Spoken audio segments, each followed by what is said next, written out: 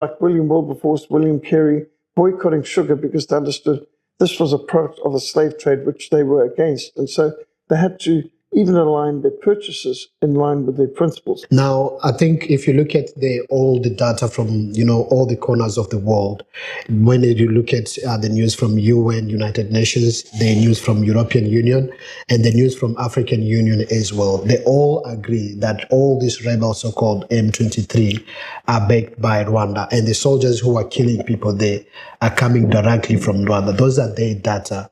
Now, do you think that if they know that Rwanda is contributing to kill these people in the east of GRC and they're not doing anything, what can Christians do to stop that? Because we cannot put our hope in the sides of people. Of course, we must not fear man. We mustn't trust the world either, because we hear that in the scripture, we read in Revelation several times, Satan is deceiving the nations, and the nations are being deceived by Satan. One day, the Lord will send an angel who will bind Satan, so that he might deceive the nations no more. There's a lot of deception going on in the world. Satan is a liar. He's been a liar from the beginning. And we must be careful, because there's many warnings in the Bible, do not be deceived. And this can't only be being deceived about eternal spiritual matters, but we've been deceived on many levels. And I don't see it the way the news media is reporting it to us. To me, I understand the Congo is a potentially rich country.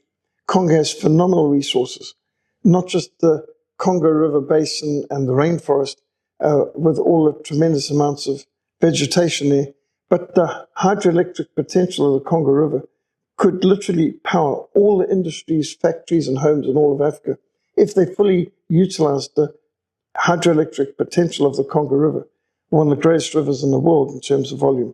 But the minerals in the Congo, diamonds, cobalt, manganese, uranium, some of the biggest sources and suppliers of these rare earth minerals are in the Congo.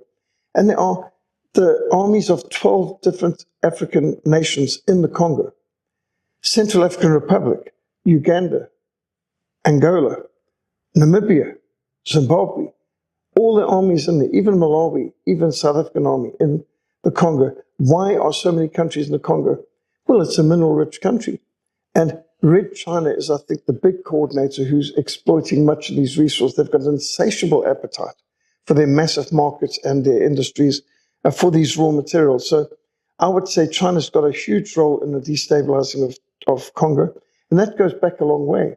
They were the ones supporting the Simbas, who were doing a lot of the massacres already back in the 1960s. In 1964, the Simba rebels they were Maoists. They were supported by Red China, armed by Red China. They took huge amounts of hostages in the old Stanleyville, which now is Kisangani, at the headwaters of the Congo River. And they were sacrificing them before a huge altar erected with a massive picture of Patrice Lumumba, the first president, or prime minister, I should say, of the Congo, who was murdered, of course. And we believe that the CIA was involved in that too. Amazing, they were involved in all sorts of troubles that caused grief at the very earliest stage of the Congo's development. The Congo was given its independence in 1960, and at the time, the Belgians said, Congo is not ready, there will be chaos, and the American government of Eisenhower just bullied them to get out no matter what, and it was precipitous, it was not well prepared for, there wasn't a good transition, and there was chaos, and there was civil war, and there's riots, and then you had companies interfering, you had US aid interfering, you had the United Nations forces coming in, all kinds of conflict and fighting, bombing, and you had the Maoist terrorists, the Simbas, slaughtering people, raping nuns, butchering Christians, hideous things taking place. I mean, beheadings, you name it. Even the mayor of Kisangani was forced to strip naked, stand naked in the middle of town while they ripped out his liver and ate it in front of his dying eyes. I mean, the kind of savagery that was going on as the superpowers used the Congo as a playground and battleground for the Cold War.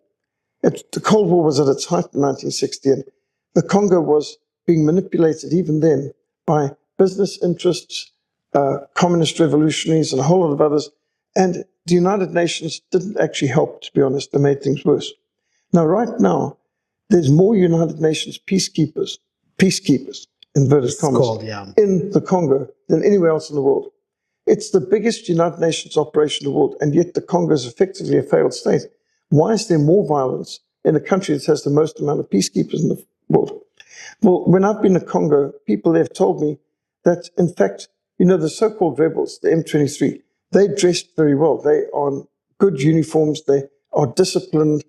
They have modern weapons. They've even got these modern helmets with the attachments for night sights and all kinds of technological tools that most armies don't have. They're the rebels. And the rebels are some of the best armed, best trained, best equipped, and the uniforms are the neatest. Then he said National Army, they look like the rebels. National Army looks like a bunch of bandits, actually, and they're not well equipped at all. And then you have the United Nations. The United Nations peacekeepers went into one town, and I wonder if it was Goma. It was a liberation going back in 2013, I mean. In 2013, I believe they did mass rapes, that it's the largest mass rape recorded since the Second World War, so that the ICC in Netherlands has got 200 rape charges against the United Nations peacekeepers.